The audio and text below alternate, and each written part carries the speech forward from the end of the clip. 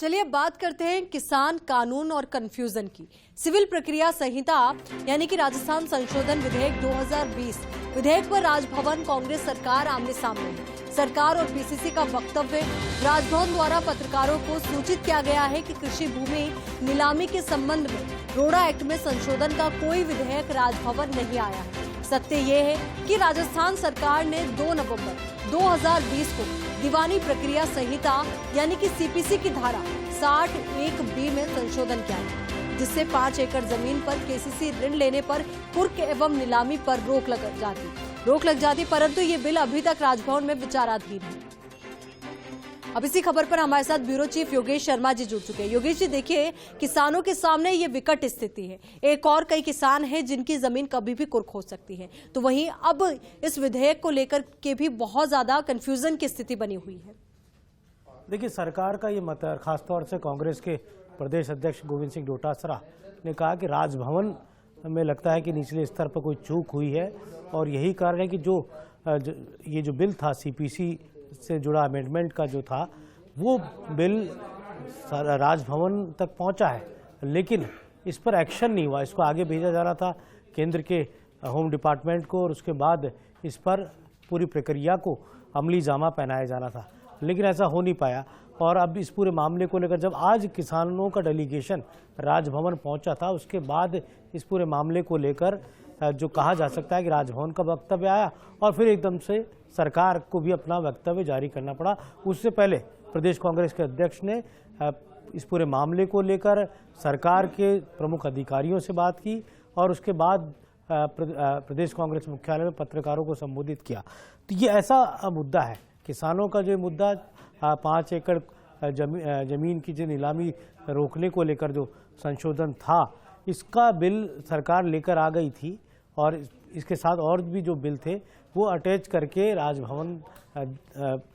बाकायदा भेजे गए थे। लेकिन इस पूरे मामले को लेकर एक्शन जो होना था राजभवन की ओर से, उसको लेकर एक्शन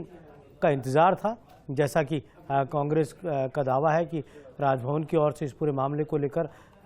कोई भी आगे बिल नहीं भेजा गया केंद्र को, और यही कारण है कि इस पूरे मामले को लेकर अब राजनीति गरमा रही है काफ़ी लंबे समय बाद, क्योंकि जिस तरह की घटनाक्रम हुआ और ये मसला गूंजा किसान की भूमि की नीलामी को लेकर, और जो बैंक की एजेंसियां जब नीलामी के प्रोसेस को शुरू करने लगी उसके बाद इस मामले की गूंज सुनाई दी। तो रोड़ा और सीपीसी को लेकर जिस तरह की गफलत है, उस गफलत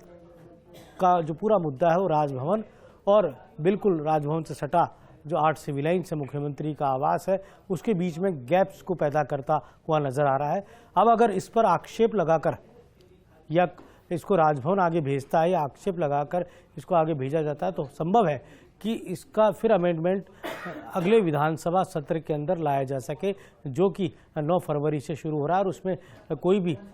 इस बिल को नए सिरे से अमेंडमेंट के साथ लाया जा सकता है। लेकिन उससे पहले आक्षेप लगाकर राजभवन की ओर से इस पूरे मामले को लेकर अपनी बात सरकार को बतानी होगी। तो ये एक जो संवैधानिक प्रक्रिया है, उस संवैधानिक प्रक्रिया के अंदर जो पूरी तरह गेंद किस पाले में है, ये तो कहना अभी जल्दीबाजी होगी। ये ज़रूर है कि राजभवन और कांग्रेस सरकार इस पूरे मुद्दे पर आमने सामने हो गई है और 5 एकड़ जो जमीन की किसान की ज़मीन की नीलामी का मुद्दा है, क्योंकि किसान का मतलब एक बड़े ताकत से, राजनीतिक ताकत से। योगेश जी, आपको इंटरप्ट करना चाहूंगी क्योंकि एक महत्वपूर्ण सवाल ये भी है कि अगर राजस्थान सरकार ने 2 नवंबर 2020 को दीवानी प्रक्रिया संहिता की धारा 60(1)(b) में संशोधन किया था और ये पूरा जो मामला है, ये पूरा मामला भी राजभवन में विचाराधीन है, अगर ऐसे में अगर इस पर विचार कर लिया जाता है तो क्या जो कुर्की की प्रक्रिया है उस पर रोक लग जाएगी, नीलामी पर रोक लग जाएगी? देखिए, अगर ये बिल केंद्र के पास जाएगा और उसके बाद केंद्र इस बारे में कोई निर्णय लेगा, उसके बाद ही कुर्की पर ये रोक लग सकती है। अभी मुख्यमंत्री के हाथ में जो था अस्थायी स्तर पर रोक लगाना, वो मुख्यमंत्री ने कुर्की पर रोक लगा दिया, लेकिन ये स्थायी राहत नहीं कह सकते। मुख्यमंत्री तो वहां तक कर सकती है, सरकार तो वहां तक कर सकती है कि क्योंकि जो कुर्की बैंक के अधिकारी करते हैं और उनके साथ जो निचले स्तर पर जो प्रशासन जो जुड़ता है वो सरकार के कहने से चलता है, तो उसको अगर कहा जाएगा तो प्रशासन तो रुक जाएगा, लेकिन जो नीलामी की प्रक्रिया है वो फौरी तौर पर इसको रोका जा सकता है। स्थायी राहत किसानों को नहीं मिलेगी। स्थायी राहत तो तभी मिलेगी जब केंद्र की क्योंकि सरकार इस बारे में जो राजभवन अगर बिल को आगे भेजेगा केंद्र के पास, उसके बाद कोई एक्शन केंद्र का जो गृह मंत्रालय लेगा, उसके बाद किसान को राहत मिल पाएगी, नहीं तो नहीं मिल सकती।